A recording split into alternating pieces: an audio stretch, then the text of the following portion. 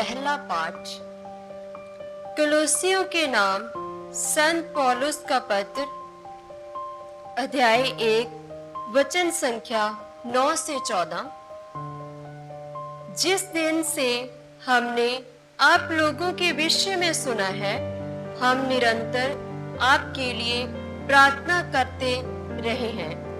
हम ईश्वर से यह निवेदन करते हैं कि वह आपको समस्त प्रज्ञा तथा आध्यात्मिक अंतर्दृष्टि प्रदान करे, जिससे आप उसकी इच्छा पूरी तरह से समझ सकें। इस प्रकार आप प्रभु के योग्य जीवन बिताकर सब बातों में उसे प्रसन्न करेंगे। हर प्रकार के भले कार्य करते रहोगे और ईश्वर के ज्ञान में बढ़ते जाओगे। आप ईश्वर की महिमा में शक्ति से बल पाकर सदा दृढ़ बने रहोगे। सब कुछ आनंद के साथ सह सकोगे और पिता को धन्यवाद देंगे, जिसने आपको इस योग्य बना दिया कि आप ज्योति के राज्य में रहने वाले संतों के सहभागी बन जाएं। ईश्वर हमें अंधकार की अधीनता से निकालकर अपने प्रिय पुत्र के राज्य में ले आया है। उसी पुत्र के द्वारा हमारा उद्धार हुआ और हमें पापों की क्षमा प्राप्त हुई है। यह प्रभु की वाणी है। ईश्वर को धन्यवाद। वचन अनुवाक्य। प्रभु ने अपना मुक्ति विधान प्रकट किया है। अनुवाक्य। प्रभु ने अपना मुक्ति विधान प्रकट किया है।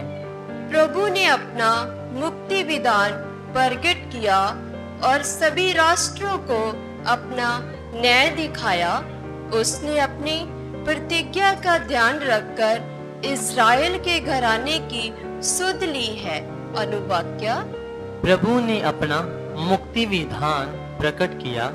पृथ्वी के कोने कोने में हमारे ईश्वर का मुक्ति विधान प्रकट हुआ है। समस्त पृथ्वी आनंद मनाए और ईश्वर की स्तुति करे। अनुवाक्य।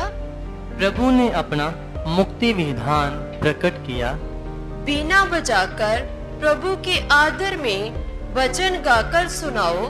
तुरही और नरसिंगा बजाकर अपने ईश्वर का जय जयकार करो। अनुवाक्य। प्रभु ने अपना मुक्ति विधान प्रकट किया।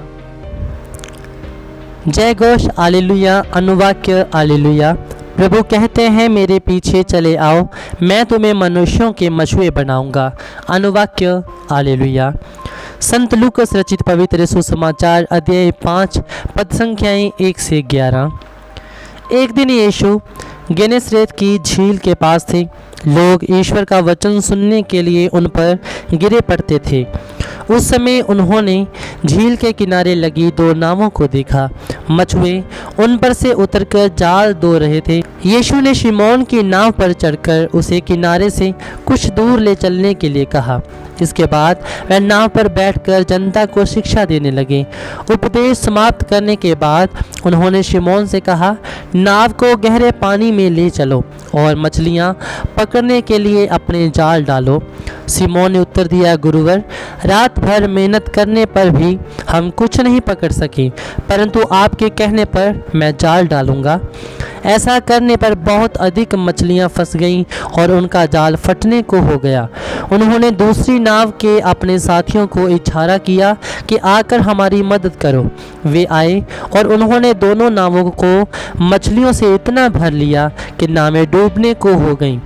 ये देखकर सिमोन ने यीशु के चरणों पर गिरकर कहा, प्रभु, मेरे पास से चले जाइए, मैं तो पापी मनुष्य हूँ। मछलियों के जाल में फंसने के कारण वह और उसके साथी विस्मित हो गए। यही दशा याकूब और यूहन्ना की भी हुई। ये जबेदी के पुत्र और सिमोन के साझेदार थे। यीशु ने शिमोन से कहा, डरो मत, अब से तुम मनुष्यों को पकड़ा करोगे। वे नावों को किनारे लगाकर और सब कुछ छोड़कर यीशु के पीछे हो लिए। यह प्रभु का पवित्र सुसमाचार है। ख्रिस्त की जय।